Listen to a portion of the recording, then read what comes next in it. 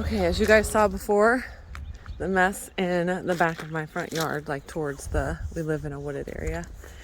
So the project for today is loading up the trailer so we can get rid of a lot of that stuff. And that's working towards the goal of selling this house. So I'm gonna show you. Y'all, loading this thing up like a big old game of Tetris. And it's like a puzzle. And I like it, but I don't like it. I have loaded all of this on myself. I will say I'm pretty proud of myself. I got one more piece that the hub's just gonna have to come out here and help me with. But he's gonna take all this stuff to the scrapyard. So yeah, project number 2 of the day, done.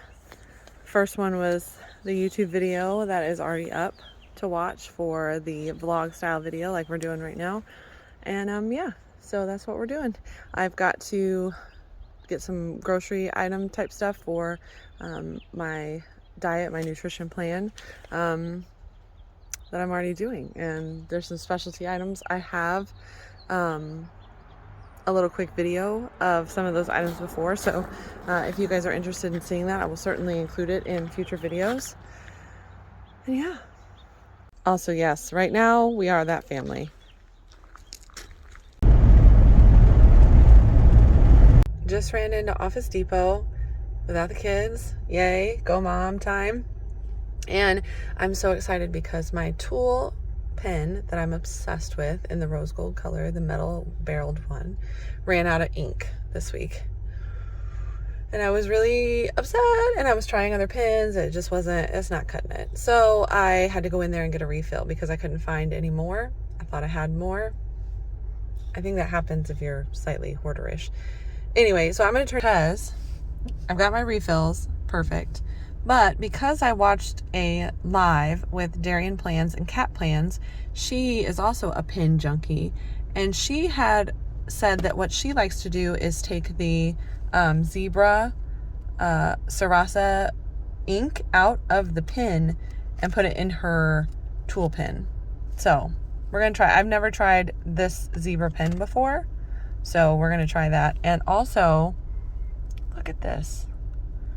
Y'all, if you're not up on the tool pens, I highly recommend you get you one. I wish I could send this to you somehow virtually. Maybe for a giveaway. Yeah. So subscribe and share and tell people to like my videos, because if we get to, let's say 200 to start, this is gonna be it. I just decided. Yes. I got my mask on, so I hope you can hear me. I'm gonna talk louder. I'm at the store, and I love coffee. I don't know if y'all love coffee, but I love coffee with my whole heart. I don't know if I'm ready.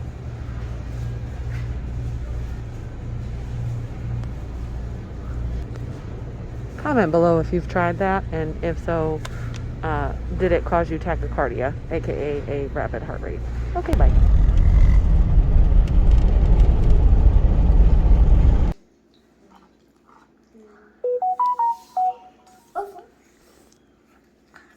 All right, walk and talk time, since I just finished outdoor workout, getting these done in March, and I love it. The weather is so, look at the sun. Oh, gorgeous.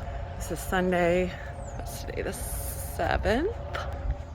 And my Facebook page is attached to my planning Instagram page. And if you go there, you might have noticed that I changed my profile picture to have a frame around it saying "not one more vet." I try not to, and I'm not going to discuss the ins and outs of my job, but I have been a veterinary technician for coming up on 11 years total now. And before that, human medicine and broadcasting and aerobics and a myriad of other things that I have a background in. But this has been the most consistent career field of my life thus far. And it's something that I got into because I was passionate about it. And I'm still passionate about it, which is why I'm still there. Emergency medicine and ICU care. I enjoy a lot of aspects of the career field, but that's one I do enjoy. I seem to thrive in high stress situations. It's just something I've discovered about myself, whatever that means about my history or my mental state or whatever, but they're necessary, right? Because if you have an emergency with your pet, you need somebody that's going to be there that knows that kind of stuff. And it's not that much different from human medicine. So what I'm speaking about right now applies to that as well, to all the nurses and doctors and support staff, receptionists, CNAs. But the Not One More Vet stands for not one more vet committing suicide, or vet tech in this case, or any of the support staff. I'm not just speaking to veterinarians or doctors. Our profession has one of the highest rates of suicide, and it's starting to get talked about a lot more now, thanks to veterinarian who did a TED Talk, and a lot more in the field speaking about it, because it's got to stop. It is a very taxing job, and the human world is too, I know that. And any office really since the pandemic that this applies to, that's high stress and all that. But not only are we in this career field because we're all passionate about it and caring about it, and it's a very emotional plight for us a lot of the times, but also we don't make the amount of money that our human counterparts make. And in some ways I would agree with you that makes sense, right? Because as a standard, we value human life over animal life, and I get that. I'm not opposing that viewpoint at all. But we don't. And a lot of times we have just as many skills. We are multitasking just as much. We are treating more than one species. In my case, we treat small pets, treated large animals, exotics, pocket pets, reptiles, all those things, rodents. So the doctors and the nurses, vet techs, have to know about all of the conditions and ways to treat all of those pets. Now, that's not an easy task. It's not an easy task also because the communication barrier is there, right? So just like a person who wouldn't be able to communicate with you in a time of crisis or because of mental disease or disability or whatever, your animals can't really communicate with you. They do in other ways, which is why we learn behavior, and I'm passionate about that as well. So we have to be able to identify that and treat that. And on top of that, especially in high stress situations where your pet is very sick and it's an emergency scenario, emotions are very high. And I can't even tell you the amount of times that I've been yelled at or cursed at or threatened. And I've gotten to a point in my career where it's not allowed. I am very confident in all the language that I've been taught and that I've learned myself in order to stand up for myself and other staff members, to say that we're not going to communicate like that. But people that are new into the field don't have those skills yet, and they don't want to upset people, so they take it.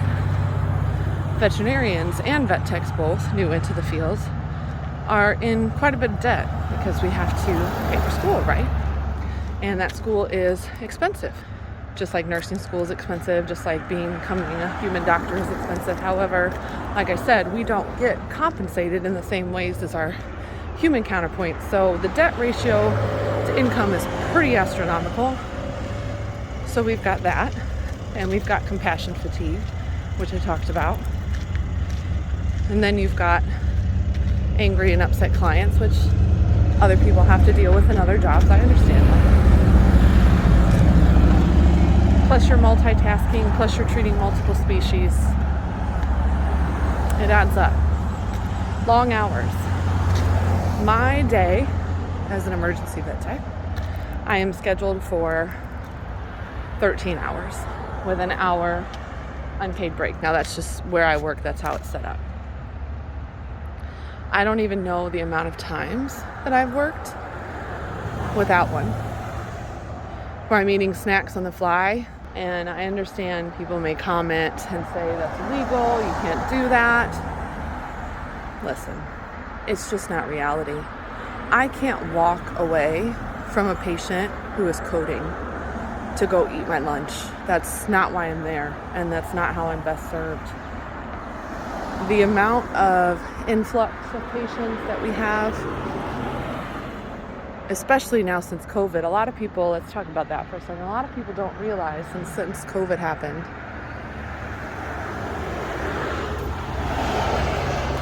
there are more pet owners because more pets got adopted, which is wonderful. And there are more people that are working from home. And I think that those are some contributing factors to the influx of patients that we have seen as compared to on a normal basis. And that's nationwide and maybe even globally. I'm not friends with a lot of people in the field outside of the United States, but it's been probably tenfold what it was before. And it's exhausting and you definitely get burnt out. And some days it feels like an uphill battle. And all of these things take a toll on your mental state, your physical state, because it's a very physical job, which is one of the reasons that I do enjoy it. But it's taxing. And so for that reason, a lot of people in this career field choose to end their life. And that's just the stress of work. It's not talking about anything else in their personal life, right? If you have a family or if you're having your own personal struggles, finances are certainly a factor because of the amount of income that we make. And not to say that we're the only people that don't make a large income. It's not true. A lot of working people do not make a livable wage, but that's a discussion for another time, right? If you have a family, that's time away from your family, right? And then you come home and you're supposed to be this regular person again, right? But for a lot of people, you can't leave the things that you've seen or experienced behind for a while. You've got to decompress, process it out. And it's hard some days. It's hard. And I love what I do. I don't want to trade it for the world. I feel like I make a difference. Hopefully I do in people's lives. But if there's anything that you can take away from this little mini TED Talk educational segment, is that just be kind if you can. I mean, in life in general, that's a good rule, right? Even in times when you're emotionally strung out, we've all been there, I've been there, and tempers flare and all that stuff. Just take a moment to breathe. Close your mouth for a second. Don't say anything. It'll pass and you'll be able to speak. Everybody understands that there's upsetting times. Can't even tell you the amount of times I've cried, and I might cry right now just thinking about it at work. Because it's hard. It's hard for the pets. It's hard for the people. And I feel for both of them for a myriad of reasons in the field. But we feel the same things as you guys feel, right, as owners. And there are tons of funny bits in my job, but there's the hard ones too. So, if you have a fur baby, and if you have a veterinary clinic that you go to that you love, write them a card. Send them a card in the mail. Drop it off at their building, right? Because you can't come inside right now. It's carside service because of COVID. If you have food that's like individually packed, because most of the time we can't take trays of food, send them some food, because most likely they haven't eaten in 8+ hours. Let them know you care about them and that you appreciate the work they do for you and your pets. So, to my colleagues in the field, I have so much love and respect for you and your heart and your mind and what you do every day. And I support you in your struggles and in your triumph. And if you need somebody to talk to, I got you. It's the hardest thing to do is reach out. I've been through my own struggles. I can speak to that at a later time, but yeah, I got you. We got each other. Not one more vet people, not one more, or vet tech.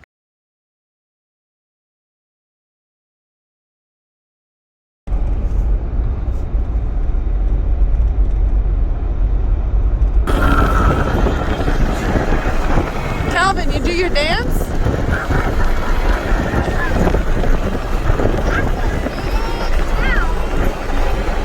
Okay, so it is Monday. It is International Women's Day. Just want to let you all know that I am supportive of all the ladies out there doing their thing, momming, living life, working, staying at home, whatever your choice is, you're getting through it, and I totally support that.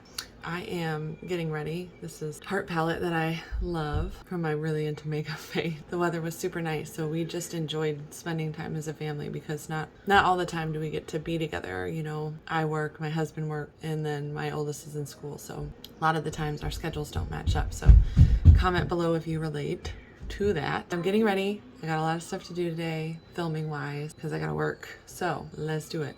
Also, I wanted to say I'm starting to get a little bit more comfortable talking. Obviously, the more that I do it, the more comfortable that I'll probably get. So I'm enjoying that. It's not cool to come on and talk. And then I'm getting a little bit more comfortable, getting in a little bit of a groove as far as filming and editing and that learning curve. I mean, it's never ending, and I like learning all the time. Goofy boy. Goofy boy. This is what we call a tired giggle fit.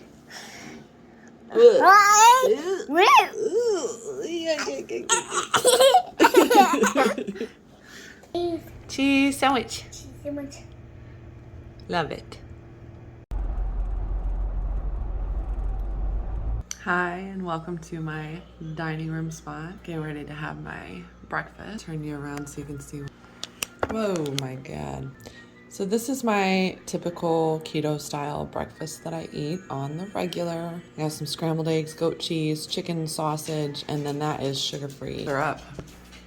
I've tried a couple different brands of the sugar-free syrup, and the Chalk Zero is by far my favorite. So I will link that below for you guys to check it out. It's not sponsored. I'm not an affiliate. Neither am I an affiliate for this beanie, but I will link it down below for you guys if you're into it. I'm feeling it today. It's rainy and a little chilly, and it's just my mood this morning. So I just wanted to chat as I was eating my breakfast with y'all about health and wellness and that kind of stuff. So I'm approaching middle age. I'm 38. I'll be 39 this year. I feel comfortable saying that, although it's weird sometimes to say that, to think that I've been living for 38 years. I don't know.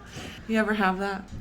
But I am wondering about like hormonal changes and things like that. My family history is pretty limited.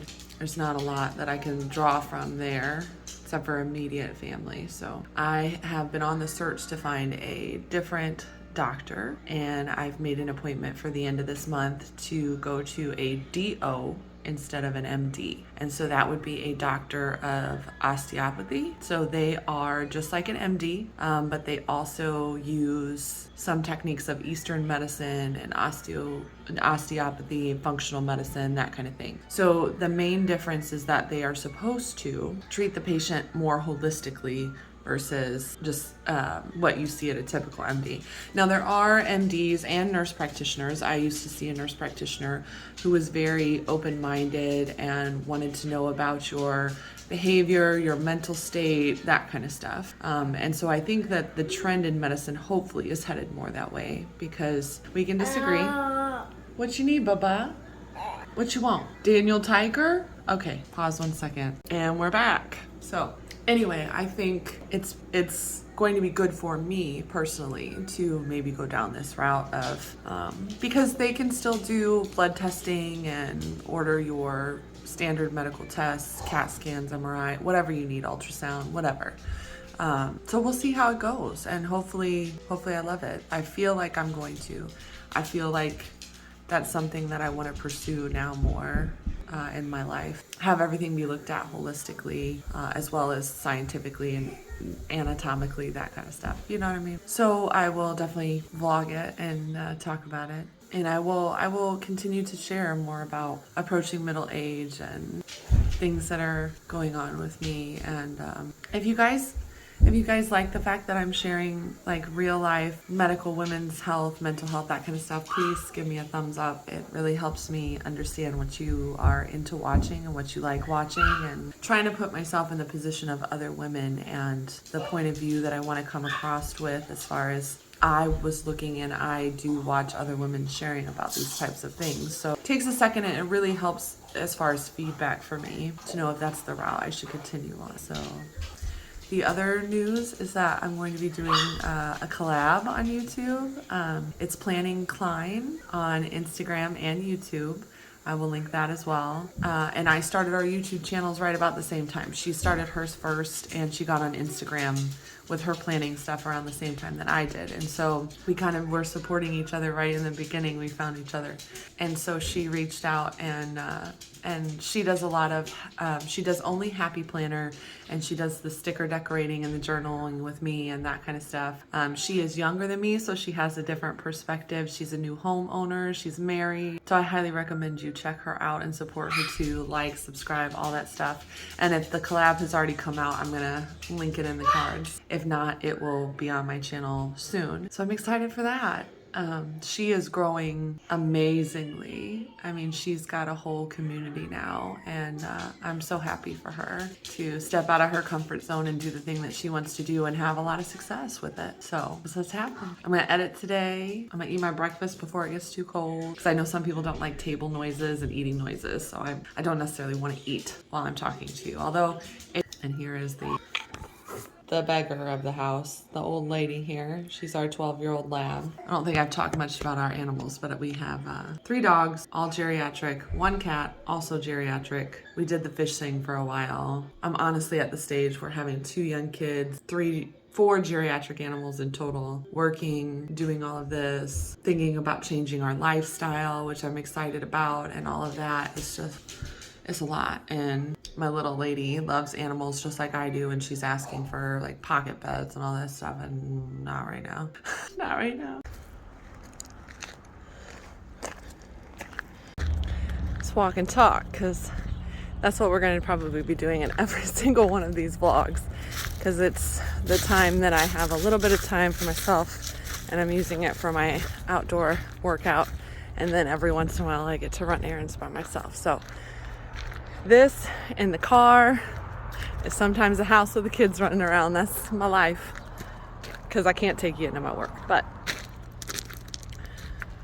since I wasn't doing this at the beginning of the year, I wanted to come on here and ask everybody from 2020 to 2021, because if you were my friend, I would ask you this question and answer me honestly, because I'm not one of those girls. I don't like fluff, I don't like fake, I don't like nothing. This is no filter. I actually did put some makeup on today because I was feeling like it.